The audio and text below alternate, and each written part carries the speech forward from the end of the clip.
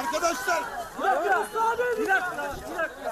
Qeyran û alûziya di navbera Amerîka û Tirkiyeyê ji ber sedema doza keşişê girtî Bronson berdewam in. Parêzerê keşiş Bronson sê cara serî li dadgehê dabû ku keşiş bê berdan, lêbelê ev daxwaz hatibû redkirin. Niha tê çawerîkirin ku piştî bênvedana cejnî, parêzerê Bronson serî li dadgeha bilind a Tirkiyeyê bide.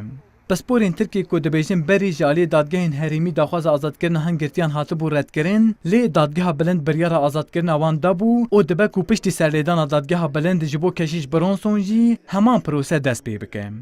Türkiye Cumhuriyeti'nin kuruluşundan bu yana. Parêzerê wî ji bo Bronsonêkov 2 salin girtiye, dê çarçoveya binpêkirina mafya ewlehiya mirov û azadiyê de serlêdana şexsî de ji bo dadgeha bilind bike. Dadgeha bilind tê lêkolîn bike û ger biryarekê bide ku binpêkirineka wisa heye, dê çarçoveya hiqûqê de keşiş Bronson werê berdan. Beriya niha ji bo rojnamegerekê Tirkiye girtî jî bi vê sedemê serî li dadgeha bilind hatibû dayîn û rojnameger hatibû berdan.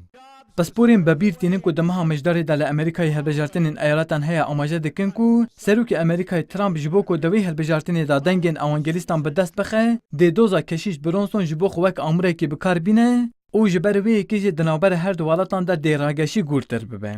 Kendisi de evangelist olduğu için, bu da evangelist olduğu için papazda. Trump ji bo ku vê hilbijartinê li hember demokratan ser bikeve kêşeya keşiş Bronson her du roja vêda dihêle. Ger Trump di hilbijartinan de li hember demokratan bi ser nekeve, egera dûrxistina ji ser erkê wî zêde dibe. Loma pêşiya Trump durê hene. Yan dê şert û merç keşiş Bronson ji Tirkiyeyê bistîne û vê yekê weke serkeftinek dîplomatîk nîşan bide, an jî dê gemarayên nû yên giran li ser Tirkiyeyê karîger bike û heta hilbijartinan kêşeya Bronson dê roja vêda bihêle. Herî dawî derbarê berdana keşiş Andrew Bronson da şevirmendê asayişa Netewîya Amerîkayê Jean Bolton gotibû, pêwîst e Tirkiye bê merç keşiş Bronson berde û eger ku keşiş bê berdan dê pêwendiyên wan baş bibin. Berdevkê Serokkomariya Tirkiye İbrahim Kalin jî berseva Bolton dabû û gotibû ev mijareke darazî ye. Derbarê doza keşiş Bronson da niha her du welat caweriyên biryara dadgeha bilindin.